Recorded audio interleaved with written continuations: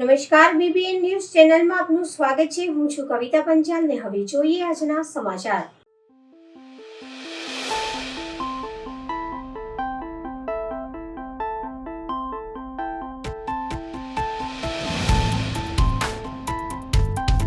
પાંચ દિવસ સતત પ્રેક્ટિસ કર્યા પછી 551 સૂર્ય નમસ્કાર 2 કલાક અને 15 મિનિટમાં પૂર્ણ કર્યા।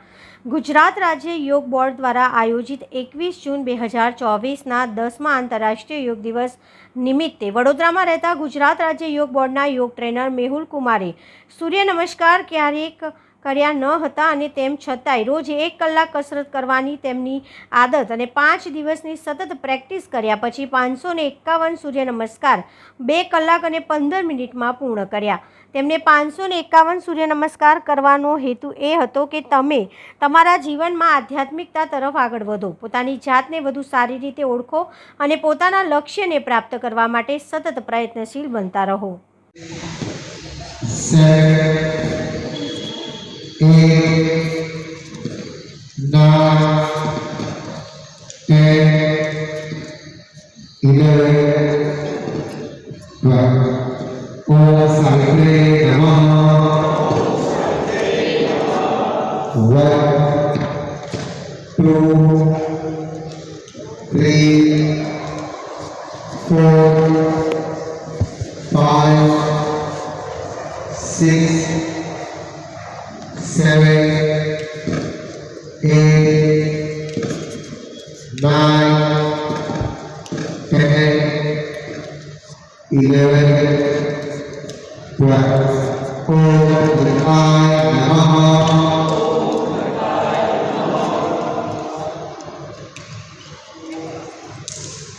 3, 4, 5, 6, 7, 8, 9, 10, 11, 12. Om Bhaskaraaya Namaha.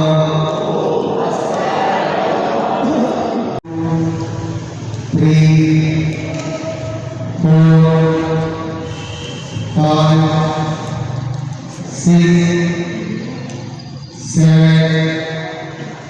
8, 9, 10, 11, 12. 84 complete. નવા બનેલા મકરપુરા પોલીસ સ્ટેશન સામે ટ્રિપલ જીએસઆરટીસી અકસ્માતના જેઓ ડેલી સર્વિસ ચાલતી ટ્રાવેલ્સ બસનો ત્રિપળ અકસ્માત સર્જાયો હતો।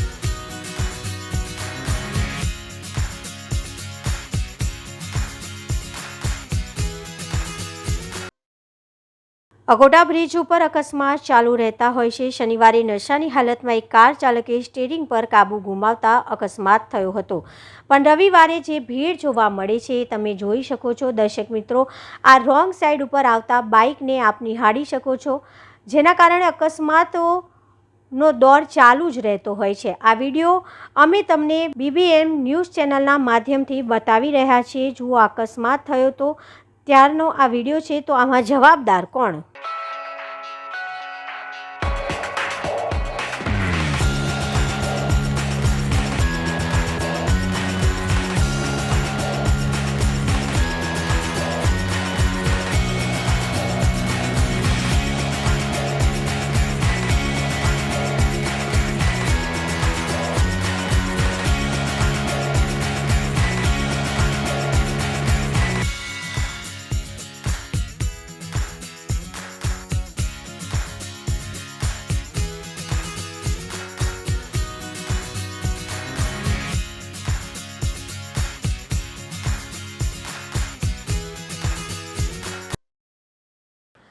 સેફલર ઇન્ડિયા લિમિટેડ અને એની અમલીકરણ સંસ્થા છે ક્રિએશન ફાઉન્ડેશન દ્વારા એક પ્રવાસનું આયોજન કરવામાં આવ્યું હતું. એમાં વી હેલ્પ પીપલ ફાઉન્ડેશનના 35 બાળકોને લઈને અમે આજે લક્ષ્મી વિલાસ પેલેસની મુલાકાત કરાવી હતી કે બાળકો વડોદરા અને વડોદરાની ઐતિહાસિક ઇમારતોનો પરિચય કેળવે અને વિશેનું જ્ઞાન કેળવે એ હેતુથી અમે આ એક ટ્રીપનું આયોજન કર્યું હતું. બાળકોની લક્ષ્મી વિલાસ પેલેસ ખાતે મુલાકાત કરાવવામાં આવી હતી. ત્યાં બાળકોની લક્ષ્મી વિલાસ પેલેસ ગાયકવાડ અને સયાજીરાવ ગાયકવાડ દ્વારા જે વડોદરા માટે જે કાર્ય કરવામાં આવ્યા છે એમની જાણકારી આપવામાં આવી. વડોદરાના અન્ય ઐતિહાસિક જાણકારી આપવામાં આવી અને અન્ય ઐતિહાસિક ઇમારતોની જાળવણી કેવી રીતના કરે એ માટે બાળકોને ઘણી બધી જાણકારી આપવામાં આવી. તે ઉપરાંત અન્ય વિષયો જેમ કે બાળકોની ન્યુટ્રિશન એજ્યુકેશન આ મુદ્દા પર બાળકોની જાણકારી આપવામાં આવી. વી હેલ્પ પીપલ ફાઉન્ડેશનના બાળકોએ બહુ સરસ મજાનો સાથ અને સહકાર આપ્યો અને અમે વી હેલ્પ પીપલ ફાઉન્ડેશનનો પણ ખૂબ ખૂબ આભાર માનીએ છીએ. અમને આયોજન કરવામાં આવ્યું અને અમને સહયોગ અને સહકાર આપ્યો તે બદલ આભાર વ્યક્ત કરવામાં આવ્યો. ગ્રુપ દ્વારા અમને આજે લક્ષ્મી વિલાસ પેલેસ લઈ આવવામાં આવ્યા હતા. અહીંયા અમને સર સયાજીરાવ ગાયકવાડ વિશે ખૂબ જાણવા મળ્યું, તેમનો આ મહેલ વિશે ખૂબ જાણવા મળ્યું, તેમાં કેવી કોતરણી કામ છે, તેમના પુત્રો વિશે, તેમનો વંશજ વિશે જાણવા મળ્યું. ખૂબ ખૂબ નવું જાણવા મળ્યું છે. સર દ્વારા ખૂબ સારી રીતે જાણકારી પણ આપવામાં આવી છે.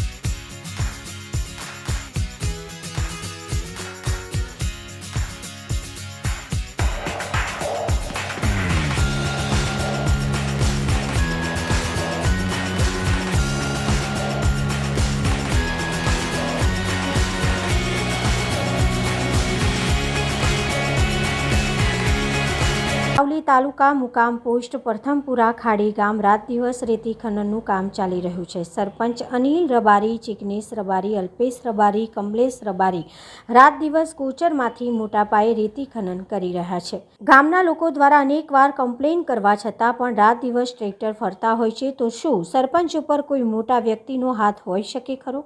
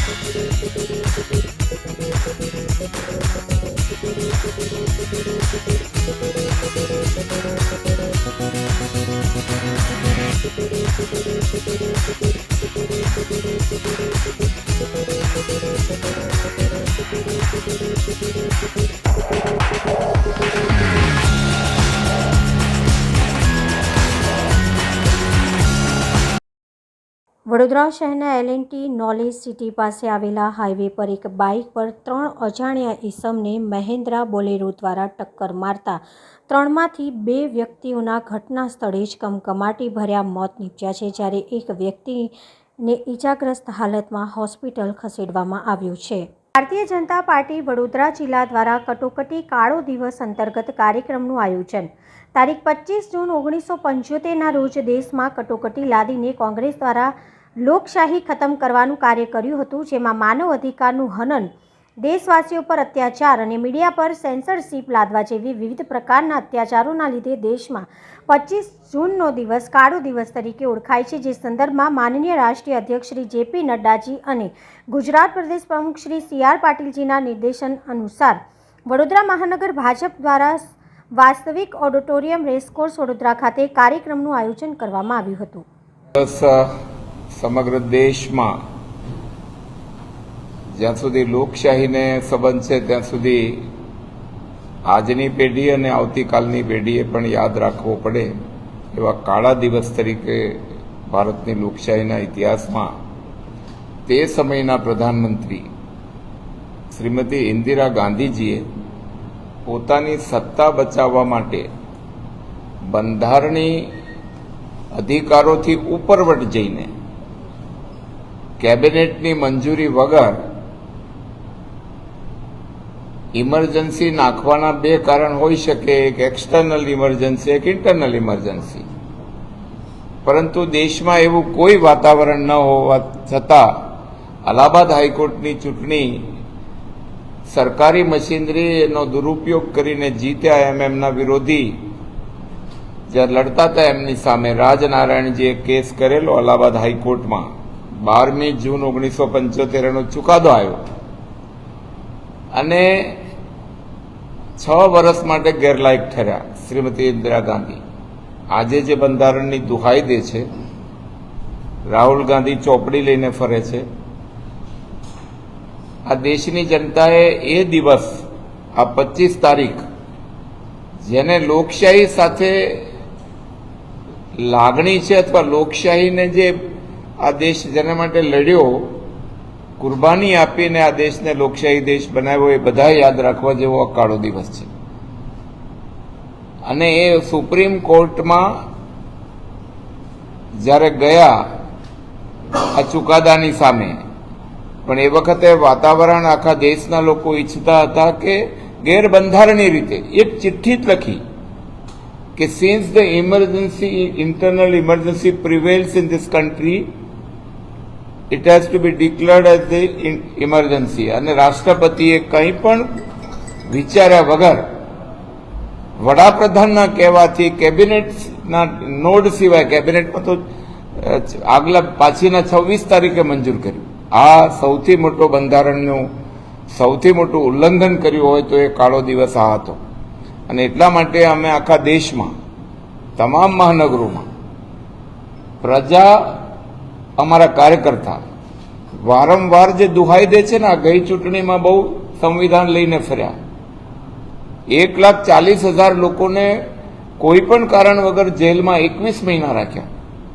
ગુજરાતના 2,000 માત્ર ભારતીય જનસંઘના નહીં, વિરોધ કરનારા તે વખતના સંસ્થા કોંગ્રેસથી માંડીને ભારતીય લોકદળ, સ્વતંત્ર પક્ષ, જેટલા પણ પક્ષો હતા, આ ઇતિહાસનો સૌથી કાળો દિવસ છે. અને આ કાળા દિવસની યાદ આવતી પેઢીને પણ એટલા માટે હોવી જોઈએ જેના ખબર પર ભારત માતાની ભાગ્ય ધરોહર આવવાની, લોકશાહીને કેવી રીતે ખૂન કરી શકાય. અને જે ઇતિહાસ એમણે જે શરૂ કર્યો છે કાળો, એ આજે પણ ચાલુ છે. એ રાહુલ ગાંધી અને એમની ઇન્ડી ગઠબંધન જૂઠ ફેલાવવાનું એ વખતે જૂઠ ફેલાવ્યું હતું. માત્ર ગુજરાતમાં એક પેલું આંદોલન હતું, રોટી રમખાણના નામે પ્રસિદ્ધ થયું, અને ગુજરાતમાં ને બિહારમાં જયપ્રકાશ નારાયણજીના નેતૃત્વમાં બિહારમાં વિદ્યાર્થીઓએ આંદોલન પકડેલું. આ બે જગ્યાએ માત્ર આંદોલન હતા, દેશની સરકારને કોઈ ખતરો નહોતો. અને એમાં પાછું ઉમેર્યું કે વિદેશી તાકાતો ભારતની સરકારને અસ્થિર કરવા માંગે છે. આવા જુઠ્ઠાણા ત્યારેય ફેલાવ્યા અને અત્યારે ફેલાવ્યા કે ભાજપા અગર 400 પાર હો જાયગી તો સંવિધાન બદલ દેગી. કોંગ્રેસના લોકોને, હું આ દેશની જનતાને, વડોદરાના આપણા લોકોને કહેવા માંગુ છું કે 38મો સુધારો, 39મો સુધારો, 40મો સુધારો, 41મો, 42મો તો એટલો ખતરનાક હતો કે તમે આ જે મીડિયાના લોકો છો ને, પ્રેસ ઉપર સેન્સરશિપ, પત્રકારો જેલમાં, the leading journalist Kuldeep Nair જેલમાં, ઇન્ડિયન એક્સપ્રેસ ગોયંકાજી જેલમાં, સરકારને પૂછ્યા વગર કોઈ છાપું છાપી શકાય નહીં.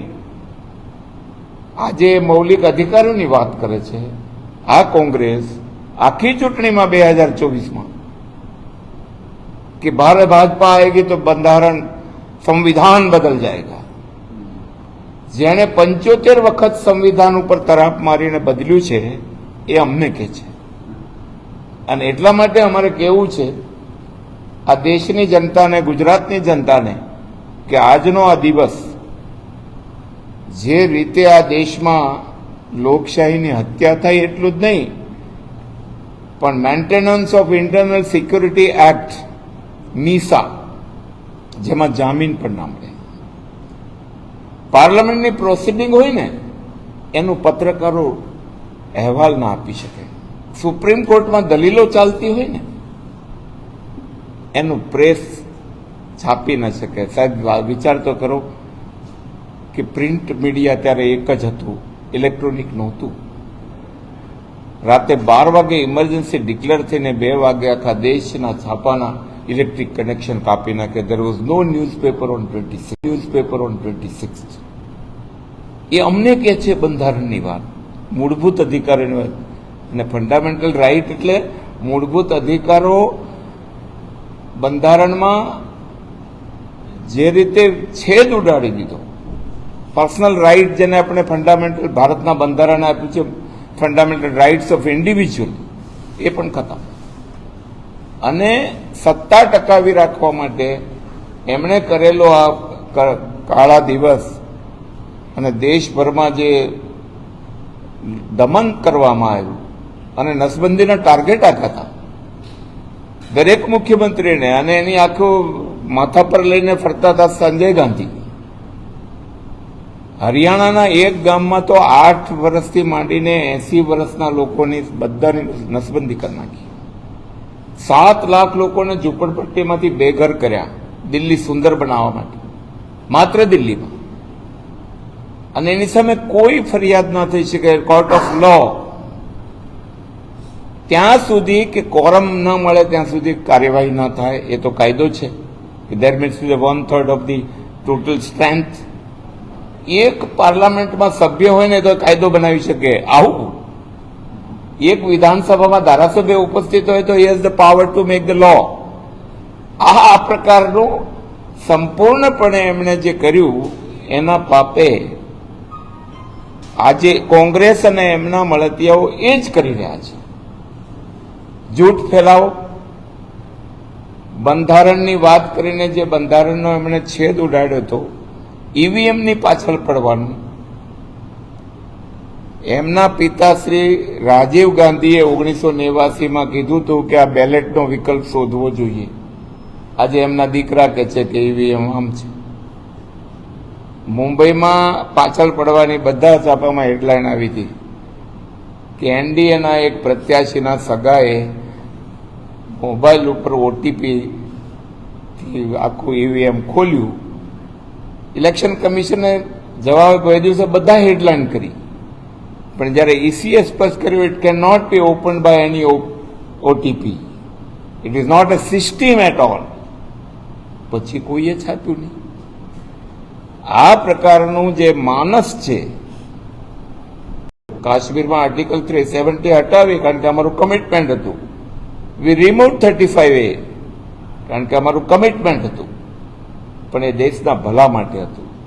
અને એટલા માટે આજનો દિવસ અમે બધા જ જિલ્લા, મહાનગર, અને આજે પ્રદીપભાઈ અમારી વચ્ચે આવ્યા છે. પ્રદીપભાઈ અમારા બહુ જૂના કાર્યકર્તા, લગભગ he has work more than 35 years, અને બેંક ઓફ ઇન્ડિયાના ડિરેક્ટર પણ છે, પોરબંદરના પ્રભારી પણ છે, જૂનાગઢમાં નિવાસ કરે છે, શિક્ષણ શાસ્ત્રી છે. આજે પ્રદીપભાઈ આ વિષયને અમારા કાર્યકર્તા પ્રબુદ્ધજનો એમની વચ્ચે મૂકવાના છે. દરમિયાનમાં અમે આ 23 તારીખથી ડૉક્ટર શ્યામાપ્રસાદ મુખર્જીનું બલિદાન કાશ્મીર માટે જે થયું ત્યાંથી માંડીને 6 જુલાઈ સુધી અમે જુદા જુદા કાર્યક્રમ લીધા છે. આપણે બધા જોઈએ છીએ કે જે રીતનું તાપમાન દેશભરમાં 52 ડિગ્રી સુધી ચૂરું જેવામાં પહોંચે તો એ ભારતીય જનતા પાર્ટીએ પોતે નિર્ણય કર્યો છે કે ભાજપના દરેક કાર્યકર્તા 26 તારીખે બધા પ્રમુખો, પછી પ્રદેશ પ્રમુખ હોય કે મંડળના પ્રમુખ હોય કે શક્તિ કેન્દ્રના, એમણે માતાજીના નામે વૃક્ષ વાવવાનું, પોતાની માના નામે. એક ભલે વાવે, પણ માએ બાળકનું જે રીતે પોષણ કર્યું છે એમ બાળક માનું પોષણ કરે એટલા માટે. અને બીજા દિવસે 27 તારીખે બધા ઉપપ્રમુખો અને સહકારી સંસ્થામાં બધા વાઇસ ચેરમેન, એવી જ રીતે 28 તારીખે બધા જ મહામંત્રીઓ અને એમની સાથે બધા જ એક કક્ષાના સહકારી ક્ષેત્રના લોકો, 29 તારીખે પછી અમારી કારોબારીઓ, જેટલા કારોબારીના મોરચાના સદસ્યો છે એ માના નામે, માતાના નામે એક વૃક્ષ વાવે. તો અમારી જે સ્ટ્રેન્થ છે સંગઠનની, એ સંગઠનની સ્ટ્રેન્થ ઉપર અમે કહીએ છીએ કે દરેક શહેરમાં આ રીતે અમે કરી રહ્યા છીએ. ધારાસભ્યો 6મી તારીખે જે ડૉક્ટર શ્યામાપ્રસાદ મુખર્જીનો પ્રાગટ્ય દિવસ છે એ દિવસે બધા જ સાંસદ, ધારાસભ્ય, પૂર્વ સાંસદ બધા લોકો એક એક વૃક્ષ માતાના નામે, અને આજે પણ અહીંયા અમે વૃક્ષારોપણ કરવાના છીએ. આ અમારા કાર્યક્રમો આ રીતના છે. અમે બ્લડ ડોનેશનના કાર્યક્રમ પણ શ્યામાપ્રસાદ મુખર્જીના બલિદાન દિવસે કર્યા છે. અને દેશને આ કાળા દિવસ માટે કોંગ્રેસે કરેલું પાપ એ વખતનું તો ઠીક છે, પણ આજે પણ એ કરી રહ્યા છે. જૂઠ ફેલાવીને ત્યારે પણ કરતા હતા અને જૂઠ ફેલાવીને આજે કરે છે. અને એનો પર્દાફાશ ભારતીય જનતા પાર્ટી આ જનતામાં આ કાર્યક્રમો દ્વારા કરશે. ધન્યવાદ. ઉપલેટા મોજ નદીમાં ગોંડલ સ્ટેટના મહારાજા સાહેબ ભગવતીજી વખતનો બનાવેલો મોજ નદીનો પુલ, જે રાજાશાહી પુલ છે, તે પુલમાં ચકાસણી કર્યા બાદ રિપોર્ટ આવ્યો હતો. અને આ રિપોર્ટ આવ્યા બાદ રાજકોટ જિલ્લા કલેક્ટર દ્વારા પુલ પરથી ભારે વાહનો પ્રવેશ ન કરવા અંગેનો પ્રતિબંધ કરતો હુકમ ગત તારીખ 20 માર્ચ 2024માં કરવામાં આવ્યો. ત્યારે આ પ્રતિબંધનો અમલ ન થતો હોય તેવા દ્રશ્યો સામે આવ્યા છે, જેમાં ઉપલેટા શહેરના નાગના ચોકથી પ્રવેશ પ્રતિબંધ શરૂ કરાયો છે. જેમાં પ્રવેશ પ્રતિબંધ શરૂ થયો ત્યાં પોલીસ ચોકી આવેલી છે અને આ જ પોલીસ ચોકી સામે જિલ્લા કલેક્ટર હુકમનો સરા જાહેર ભંગ થઈ રહ્યો છે. ત્યારે આ હુકમનું પાલન કરાવવા માટે અને પ્રતિબંધ અંગેની કડક અમલવારી કરવા માટે જવાબદાર તંત્રના કોઈ પણ અધિકારીઓ કે કર્મચારીઓ જાહેરનામું અમલમાં આવ્યું છે ત્યારથી ફરક્યું પણ નથી તેવા ઉપલેટા શહેર કોંગ્રેસ પ્રમુખ દ્વારા ગંભીર આક્ષેપો કરવામાં આવ્યા હતા. કૃષ્ણકાંત ચોટાઈ, શહેર કોંગ્રેસ પ્રમુખ, ઉપલેટામાં રાજાશાહી વખતનો સ્ટેટનો એક હેરિટેજ પુલ મોજ નદીના કાંઠા, મોજ નદી ઉપર આવેલો છે. આ પુલ ને વર્ષો થઈ જતા હવે નબળો પડ્યો છે. ત્યારે રાજકોટ જિલ્લા કલેક્ટરે ગત તારીખ 20/3/2024ના રોજ એક જાહેરનામું બહાર પાડી આ પુલ ઉપરથી ભારે વાહનો ઉપર પ્રતિબંધ ફરમાવેલ છે. અને માર્ગ અને મકાન વિભાગ દ્વારા આ પુલની બંને સાઈડમાં એંગલો મૂકી અને ભારે વાહનોને જતા અટકાવવાના પ્રયત્નો કરેલ છે. પણ કોઈ પણ અધિકારી હુકમ કરી દે, જાહેરનામા બહાર પાડી દે, પછી એની અમલવારી કરવાની જવાબદારી કેની?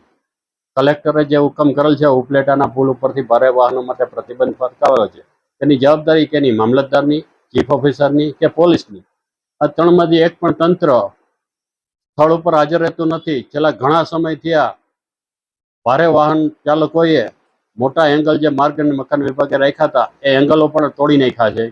અને ત્યાંથી અવારનવાર નહીં, દરરોજ ભારે વાહનોની આવક જાવક ચાલુ છે. મોટી સમસ્યા અને મોટી દુઃખદ વાત તો એ છે કે ટ્રાવેલ્સની ખાનગી બસો ભારે વાહનોમાં પેસેન્જર વાહન કરી અને જાય છે. આ પુલ ઉપરથી સમોનમો અને સારો લાગે છે, પણ નીચેથી આખો ખવાઈ ગયેલો છે અને પુલની ઊંચાઈ ઓછામાં ઓછી 70 થી 80 ફૂટ છે. નીચેથી ખવાઈ ગયેલો વાહન એની ઉપરથી એસટી બસ ગઈ કે ટ્રાવેલ્સની બસ ગઈ અને જો ક્યાંય ખાડામાં પડી અને ઉપરથી 60 કે 70 ફૂટ ઉપરથી 30 કે 40 પેસેન્જરો ભરેલો બસ છે એ નીચે પડશે અને જો એમાં કોઈ માણસોનું મોત થાય તેની જવાબદારી કેની?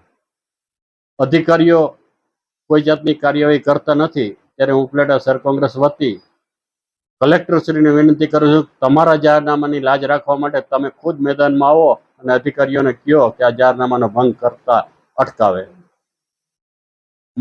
ખાસ મહત્વની વાત તો એ છે કે જે જગ્યાએથી આ જાહેરનામું ચાલુ થાય છે, નાગનાથ ચોકથી લઈને નેશનલ હાઈવે સુધી, નાગનાથ ચોકે જે જગ્યાએથી જાહેરનામું ચાલુ થઈને જાહેરનામાનો પહેલો પોઈન્ટ છે એની સામે જ પોલીસ ચોકી છે અને પોલીસ ચોકી સામેથી જ વાહનો પસાર થાય છે, છતાં તંત્ર ઊંઘતું હોય ત્યારે એમ થાય છે કે અધિકારીઓ સવારે ઉઠીને ઓફિસમાં આવે છે ત્યારે પહેલું કામ એમ કરે છે, એ જ અધિકારીઓ કોઈ પણ હોય તો પહેલું કામ એ કરે છે કે પૈસા ક્યાંથી મળશે, આ જ નજરમાં રાખી અને જ્યારે કાર્યવાહી કરે છે એને બદલે અધિકારીઓ ઓફિસમાં આવી અને પહેલાં તો એમને એ વિચારવું જોઈએ કાયદાનો ભંગ કોણ કરે છે ને એની સામે શું પગલાં લેવા જોઈએ. આવી જ્યારે માનસિકતા અધિકારીમાં આવશે ને ત્યારે જ લોકોને સાચી સગવડતા મળશે.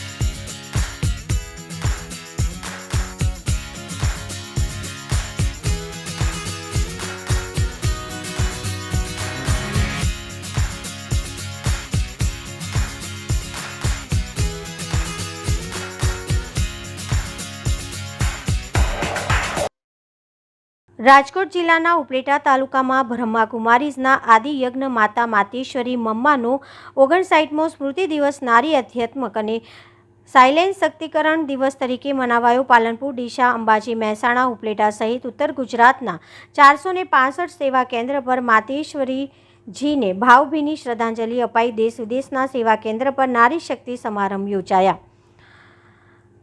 તારીખ 24 થી 30/6/2024 વૈશ્વિક નારી શક્તિ સંચાલિત આધ્યાત્મિક સંસ્થા બ્રહ્માકુમારીઝની સ્થાપના કાળ 1936 થી પોતાનું જીવન બાળમય મૌન સમર્પિત કરનાર માતેશ્વરી મમ્માએ કુમારીઓના નાના સમૂહનો ઈશ્વરીય જ્ઞાન, રાજયોગા, ભારતીય દૈવી સંસ્કૃતિના પાઠ ભણાવી સંસ્થાના પાયાના રૂપમાં શિવશક્તિ તરીકે અદ્ભુત અલૌકિક કર્તવ્ય કરેલ, જેનાથી પ્રેરણા લઈને આજે 60,000 બ્રહ્માકુમારી બહેનો વિશ્વ માનવ સેના કાર્યમાં સમર્પિત છે. બ્રહ્માકુમારીઝ મીડિયાના અર્શીભાઈ ઉપલેટાથીના જણાવ્યા અનુસાર શ્રી રાધેના નામથી મમ્માએ 1936 થી 1964 સુધી પિતાશ્રી બ્રહ્મા બાબા સાથે રહી અધ્યાત્મના શિખર સર કરી 24-30 જૂન 1964ના રોજ પોતાના દેહનો ત્યાગ કર્યો હતો. આબુ પાંડવ ભવનમાં કરેલ તેમની દિવ્ય સ્મૃતિમાં આજે 140 દેશોના સેવા કેન્દ્ર પર માતેશ્વરીજીને શ્રદ્ધાંજલિ આપવા માનવ મેદની ઉમટી પડી તથા શ્રેષ્ઠ જીવનની પ્રેરણા લીધેલ. મુખ્યાલય આબુ ઉપરાંત અન્ય ઉપલેટાના ગુજરાતના 465 સેવા કેન્દ્ર, ગીતા પાઠશાળાઓમાં મમ્માજી જીવન કહાનીથી પ્રેરણા લઈને સમારંભ યોજ્યા. ઉપલેટા, લાખાણી સહિત અનેક શહેરોમાં હજારો બ્રહ્માકુમાર ભાઈઓ બહેનોએ દિવ્યતા ધારણ કરવાની પ્રેરણા સાથે શ્રદ્ધાંજલિ અર્પણ કરી હતી. પ્રજાપિતા બ્રહ્માકુમારી વિશ્વવિદ્યાલયના આદિ સ્થાપક માતેશ્વરી જગદંબા સરસ્વતીનું 24 જૂન પુણ્ય સ્મૃતિ દિવસ નિમિત્તે આજે ઉપલેટા સેવા કેન્દ્ર પર એક પ્રોગ્રામનું આયોજન કરેલું હતું. સાથે સાથે શાંતિ અનુભૂતિ સપ્તાહનું પણ ઉદ્ઘાટન કર્યું. 24 થી 30 ગુજરાતના તમામ ભાઈઓ બહેનો માટે સાયલેન્સના અનુભૂતિનો પ્રોગ્રામ આજથી શરૂ કરવાનો છે.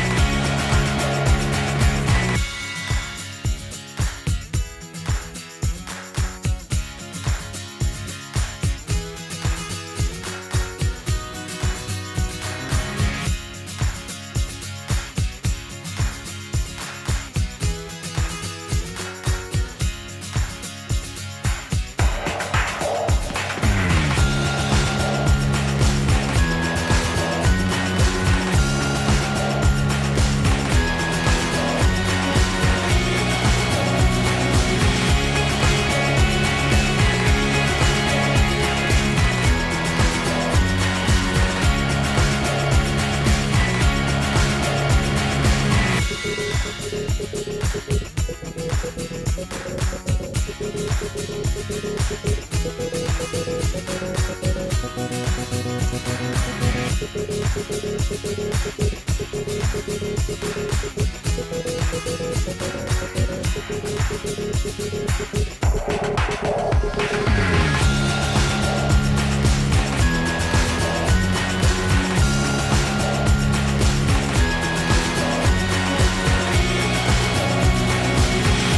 હતા આજના સમાચાર. આવતીકાલે ફરી મળીશું આ ચેનલ પર આ સમય. ત્યાં સુધી સમગ્ર BBN ન્યૂઝ ચેનલની ટીમને રજા આપશો. નમસ્કાર.